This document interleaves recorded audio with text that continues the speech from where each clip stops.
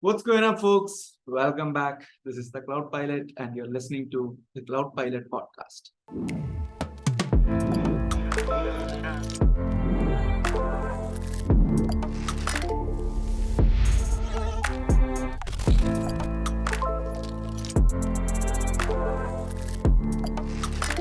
In this episode, we are going to talk about a very important topic, entrepreneurship. And for that, we have a very special guest who is an IIM graduate who has been having a decade of experience in building world-class products. And he is currently the head of product and strategy with an edtech startup. He's a public speaker and whatnot.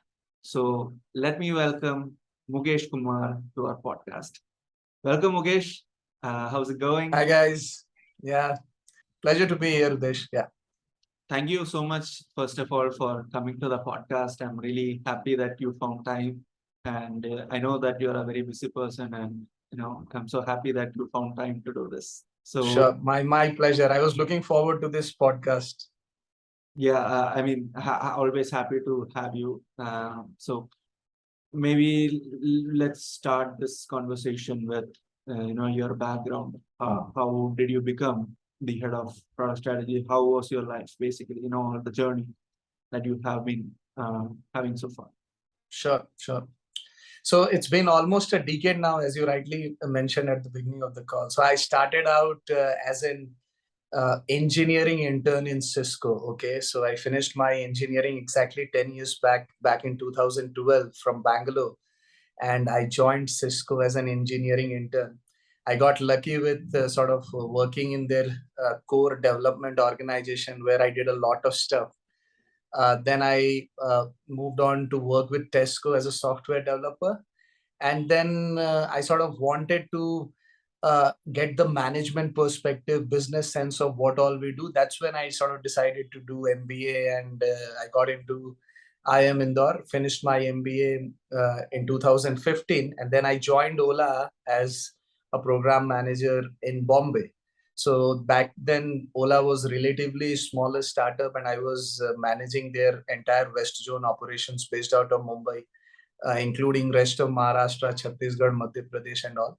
But I always had this thought of doing something of my own right since childhood. MBA, those 2 years in IIM just sort of strengthened my resolve in terms of me feeling ready to take the jump and the leap of faith to not actually do a job but start something of my own. That's how sort of I quickly ended up co-founding a startup on digital marketing, end-to-end comprehensive digital marketing solutions.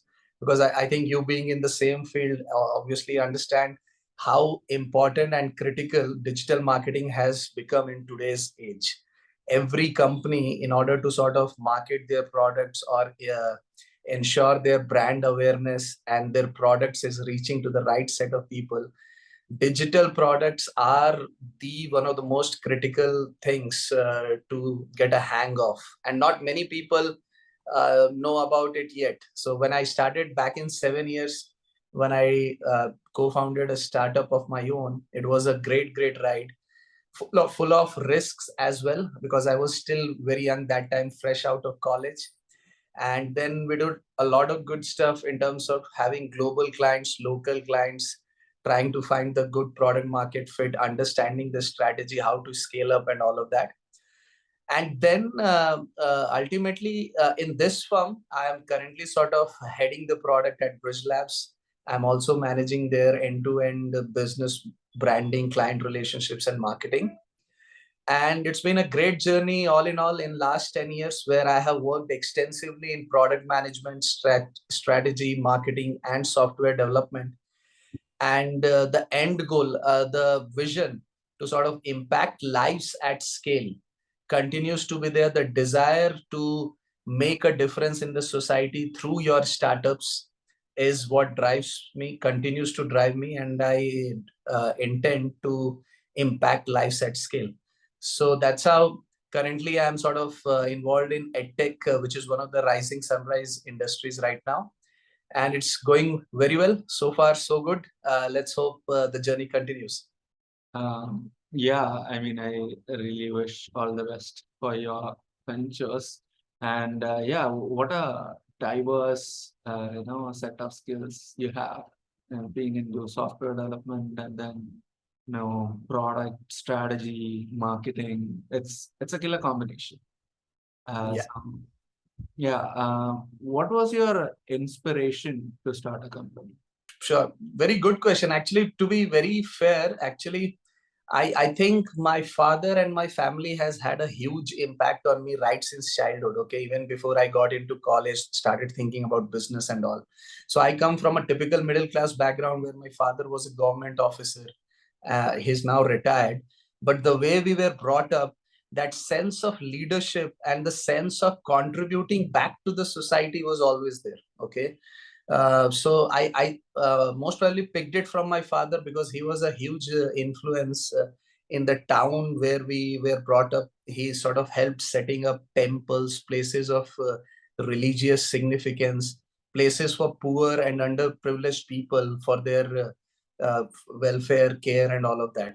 So I think that was one of the things that sort of drove me with this mindset where I felt like I also want to do something big for the society and not just continue doing a 9 to 7 job, which I could have always continued doing in a posh sort of setup without breaking my head in how to grow a startup. Okay, the background I come in, I could have always went ahead with a great job, not bothering about the startups. But I think that's where I picked it up. Job always has a limitation. Okay, the kind of contribution you can make to the overall organization's growth. Not saying that it's not important. I actually learned a lot in my first 3 jobs. Okay. Uh, but I did feel the necessity to understand the end-to-end perspective of how a business grows, how ultimately a business becomes responsible for the livelihoods of all their employees. So say I'm employing 50 people in my startup, and every employee has a family of say 5 6 people. It means I'm directly impacting 250 livelihoods through my startup, and that's the kind of mindset I come with. Okay, so I want to do a meaningful contribution in and around my place. Okay, and as a whole globally as well. I intend to impact lives at scale, solve problems that have yet not been solved, and make lives easier for the people in and around me. I can say, that I'm actually helping a lot of people in that sense. So yeah, Absolutely. Kudos to you, Udesh. I think not many people understand the significance of this yet, but I think we must believe that we are doing a great, great job, and we must continuing motivating others as well to do the same. yeah, absolutely. I totally agree with that. So being an entrepreneur is, I know it's very responsible and super challenging journey. So what are those challenges that you think you can share with us? When I was in job, I felt it's a piece of cake to actually run a business, because I was actually not running a business. The company was taking care of all my finances, expenses. If I'm traveling, they're sponsoring it. I'm getting a nice, handsome salary every month. Everything felt cool, cozy, and a smooth walk in the park kind of a thing. But when I sort of dived into the startup world myself, when I had to sort of think of every little detail by myself and do it all alone, trying to build a team is what I felt is the one of the most challenging things in any entrepreneurial journey. To have people with you who buy into your idea, who believe in you, who not just you, but who believe in the vision of that startup, the whole idea why someone wants to sort of work on that idea. Okay, so I think that's the biggest challenge, to find right set of people who are equally invested in the whole idea as you, and then the journey becomes a lot more smoother. Okay, obviously finance, resources, and all those challenges will continue to be there. You'll have to navigate your ways through it smartly, in terms of what is the more critical one you want to focus your energies in the first 6 months, and then in the next 12 months. Okay, so that prioritization will always be there, but as an overall thing, I think the biggest challenge in any entrepreneurial journey while starting up is to find right set of people who have the same vision as yours. Is there any framework for setting up a company? Do you follow any set of protocols? Is there any particular kind of template or a roadmap to build a company from scratch? To be fair, I'll say not really actually. Okay, so see, startups in the end is sort of meant to encourage creativity, innovation, and let people free. Okay, something which job never allows you to. It has a set protocols. If you're working in an MNC, you need to follow that structure like everyone else. Startup is one area where you can allow people to be themselves and give them the necessary freedom to bring their ideas and their ways of working into the business. So if you ask me, I think the idea is very critical. What is the problem that you are going to solve? Which are the users of that problem? Because it need not be a fancy kind of problem for the sake of it. You need to understand the market fit if that problem is really a problem in the outside world. Because sitting inside the four walls, people can think of all sorts of ideas. Okay, this is required, that is required, and can begin starting up. But ultimately, if the requirement is not there, say if only 5% of the people actually can even think of wanting that kind of a service or that kind of product, means you don't have enough users target audience to sort of uh, think of it as a serious business at the first place. Okay, so the idea needs to be there. Framework methodologies can always change. In terms of methodology, I always prefer agile methodology, where we have a stand-up call daily with the team, reviewing what are we working on and all. But only till the point that it doesn't start restricting people, because then it defeats the entire purpose of starting up. Okay, if you start putting too many frameworks, methodology structures right in the beginning of your startup. So I would say first 6 months, just be true to your vision, what problem you are actually trying to solve. And let us not worry about processes, documentation, frameworks, and all. Just get talking to your end users, visit the market, interact with people, have meetings, and every day, once in a day, kind of a scrum call stand up should be good enough for the first 6 to 12 months of your startup before you are actually able to establish the product market fit. So A/B testing, trying out different scenarios, experimentations. But by the time you actually know, okay, yes, this is a real problem to be solved, you at least have 10 users who would have used your product, then scaling is not a problem. And then you can slowly start bringing in all the structures and frameworks into place. Yeah. If we build something which is useless for everyone, I don't, Yeah. that doesn't shoots off. So, yeah. And many people don't even realize this, Udesh. Okay, they'll be sitting in their offices, rooms, and they'll think, okay, this is a good idea and this is a good problem to solve, without even practically realizing that no one out there in the market even needs that kind of a solution. I have seen people, change over their lives after they become an entrepreneur. So, how has your priorities changed? How has your life basically changed after you became an entrepreneur? Massive. Okay. So as I said, when I was in Bombay, I had a flat in Ville Parle, leading a decent life, actually more than a decent life, visiting Marine Drive, having parties with friends and all. It was a kind of a dream life I was going through. Okay. But when sort of I jumped into startup, the whole life sort of started changing in terms of me managing everything on my own without any support. Like I said, I come from a middle class background. No one in my family has done any kind of business. So I had no guidance of that regard. Only what I learned in MBA and with the help of networking and my professors. So I used to be a very curious student right since childhood. So I have great relationships even with my professors of IIM Indore. I'm still in touch with them. They call me, I call them for any inputs, advice.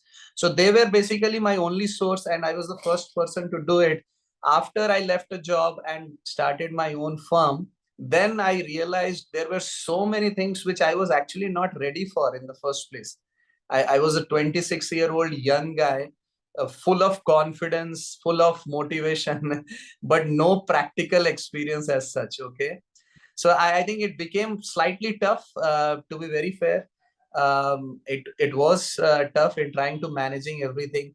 You tend to not even give time to your family or friends who used to be your best buddies and great source of positivity in your life. You start getting sort of uh, too deeper into your own ideas, just talking the same thing with your team, just thinking how to solve the problem, cracking it, and slowly you without even realizing, you start getting distance from your family and those relationships which require regular nurturing. Okay, you cannot take any relationship for granted, whether you are doing a startup or not doing a startup. So I think those were the time where I had some ups and downs in terms of my personal relationships. Okay, where I was not able to devote enough time to family and friends. And then gradually, when things started settling down, that's when I sort of realized, okay, now I'm in a healthy space. Maybe that's also one of the reasons now I've started to sort of seriously toying with the idea of getting married. Okay, so I come with a 10 years of experience, but I'm still very much a bachelor. Now I feel sort of settled enough, stable enough to sort of take more of the responsibilities on my personal front. So yeah, so I would say this: the personal things, the relationships, and the time management, those kind of things suffer a little when you aggressively go behind your idea and trying to fulfill your dream. And then obviously finances and those things are always a challenge. Okay, and until you actually succeed in your startup, until your startup actually becomes successful, that will always be a challenge. How to manage your monthly expenses, annual expenses, how to ensure that you are investing, you are buying a property and all of that. That becomes really, really difficult if you get into a startup early in your career and until the startup becomes successful. I think this question could be much more uh, relevant and important for anybody who's starting out. Uh, that's basically, the skills. What are those skills needed for an entrepreneur? I think there broadly we can say there are two kinds of skills very important to this. One is hard skills, second is soft skills, which many people these days even refer as human skills. Okay, so hard skills is the skill that you require to do your work. So like say I want to make a business model on an Excel sheet. I must know how to use an Excel sheet. I must know advanced Excel modeling. If I want to do a quick ROI kind of check, or if I want to do a P&L analysis, profit and loss statement, I must know how to create a balance sheet, how to understand a balance sheet. If I'm trying to solve a problem, like say a very recent problem of parenting habits. Okay, these days new problems keep coming. Okay, so one of the problem is how we can sort of, in this age where mother and father both are working, how can we ensure that our child do not lose out and continues to inculcate habits? So if you have that kind of an idea, you first need to have a mindset where you can build an app. These days 4.2, so every user is spending around 4.2 hours a day on their mobiles. So as we go along, mobile apps and mobile centric products will become more and more in prevalence, and you will see other products slowly declining. So it's important to understand, if I want to solve a problem, if majority of my users are on mobile, then should I go for a mobile app first? And if I want to go for a mobile app, what should be the product requirements? How do I build it? Should I opt for Android or iOS or both at a time? So those kind of understanding comes with your real skills, the practical skills which you work in day out. Like I said, Excel modeling or product management or marketing stuff, running ads. Say a basic, very basic digital marketing example. Do you know how to run Google Ads? Do you know how to optimize your expenses? Which are the keywords, hashtags you should focus on? So these are the hard skills. And then obviously the very another very critical aspect is the human skills. Okay, the way you manage people in and around you, are you able to give them enough confidence to walk that journey with you, to traverse that journey with you? Or if you have say brought 4 or 5 people already into the team, are you able to manage them in a way that there is no internal conflict? Everyone feels like a part owner of the entire idea. They have that sense of ownership. There is no insecurity in terms of infighting or between different projects, someone getting a better project or someone not getting a better. So there are lot many things you need to navigate through, where human skills become very important. I truly believe that you need to be very honest and transparent with all your team members, like one of your family members, and then the journey becomes a lot more smoother. Yeah. So hard skills and human skills are the two things I think one should develop if he wants to make it big in the life. Yeah. Yeah, I mean, I totally agree to that. We need some skills to do the work, and we need to have some skills to sell that work. So Yeah. it's really, yeah, it's really important. Again, as a part of entrepreneur comes the next question. How do you raise funding? How do you find investors? How do you, basically build finance? True. I think Udesh, that's where the world has changed a lot. Networking, okay, the kind of social platforms we have, it has become very convenient now to reach out to the right people. You just need to have that mindset where you are not shying away from selling your product, even if it means, say, just going to a big conference uninvited, okay, even if you have not been invited. So I think that's the hacks. Those are kind of the hacks which today's young people, energetic people definitely need. Networking is very important. That's where you start finding the right people to connect to, the right VCs, and those networking, those connections will ultimately start fructifying in terms of you getting to meet the right people, you being able to express yourself and express what your idea is all about. So there are two steps to getting a funding. First is uh, identifying the right people, and are you even in the right circles? Are you able to approach the people? That is the very first step. Now once you have that access, once you are able to approach that person, how are you able to convince them in terms of your idea? What is the proposal you're talking about? Then that becomes very important. Are you actually solving a real life problem or not?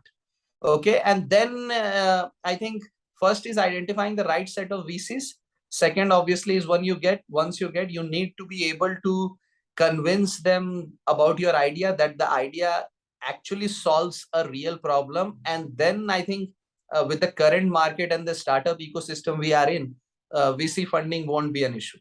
So if you can sort of prove your idea, even with 10 people, if 10 people are using your product, they are hooked to your mobile app, then scaling is not a problem, and VCs will also recognize that. So then the funding will become a lot more easy. I know it's an intense process, and I think that's where networking is the most important. Absolutely, absolutely. Even right from your angel funding time, angel funding, pre-series A, B, C, D, networking plays a huge role. So again, coming back to building the company, you need a very good team in order to sustain the company, in order to grow the company, to bring some impacts, in order to expand. You need a very good team. So how do you hire people? What are those things that you look for while hiring somebody? The first attribute I look at while hiring is a person with the right attitude. Okay, that supersedes all other skills for me. Even the hard skills come secondary. Okay, the first thing is, if the person is a person with the right attitude, is he willing to sort of work and completely dedicate himself to the cause, to whatever project he may be working. It can be the smallest of project, even say scheduling a meeting for your team member, or arranging for a get together for your team, not necessarily delivering projects or building apps and all. Is he doing it because he's happy to do it, or is he doing it just because he has no other option? So those things you need to be able to deduce during the interviews or when you talk to the people. So I think during hiring, the one most critical thing which I always look at is the attitude. If the person has the right learning attitude, and then of course second is the basic skills. Excel is a classic example. I'm fine with if someone just understands basic Excel, okay, say VLOOKUP, HLOOKUP formula and all. I will be more than happy to mentor him and make him a pro at advanced Excel modeling. But at least he should have the basics and fundamentals right. Okay, so these are the two things: right attitude and the basics of doing the work. That's it. Yeah, I mean that's really something that most people, I think maybe it's not their fault, but rather established companies just prefer to have their own set of factors, and again what they consider would be the number of years of experience, which Absolutely. And if probably you see the gap between our university's curriculum and the company's requirement is huge. So someone who has done, say, mechanical engineering and he joins a company, he is asked to do a completely something which he has never studied in the college. Okay. true. Even in tech, okay. You see even electrical and civil engineers get easily into software roles in companies like Infosys, TCS. Why is that? Because they absolutely believe that the person wouldn't have learned anything in the college. They are a clean slate for them, for the companies, and the companies think I'll anyway have to give them 3 to 6 months of training to get them working for us. So it really doesn't matter for them what they sort of learned in college. And that thought has only come up because everyone saw that even after doing engineering or 4 years of undergrad in other courses from the best of colleges, the students were not really ready, and the companies had to invest a lot in grooming them. So that's the overall thought. The gap is huge, and we need to sort of fill it in a more systematic way. Yeah. Again, what is your definition for success? How do you define success? My definition of success is a very simple, and that's a tough question actually. But I would say my definition of success is at the end of the day's long work, are you able to sleep peacefully or not? That's it. If you are having a sound sleep at the end of the day after you gave it your all, then it means you are on the right path. You will definitely succeed. Success for me is being satisfied with what you are doing currently. So, what would you have advised your younger self? If you were to meet your younger self today or tomorrow, what would you tell him? Or maybe what do you have to say to the budding entrepreneurs? I think I would say just follow your passion. Okay. See, we need to understand India as a society, as a culture, comes from that mindset where there is a huge societal pressure to sort of follow the norms. Engineer, doctor, or other run of the mill profiles. Okay. There's a huge kind of a pressure, not just from your parents, but even your relatives, your neighbors. This sort of kind of build that pressure where no one will really say ki I pressured that guy, but the day-to-day interactions happen in such a way that that poor guy, the 22-year-old kid himself, will feel a lot of pressure and will be averse to taking risk.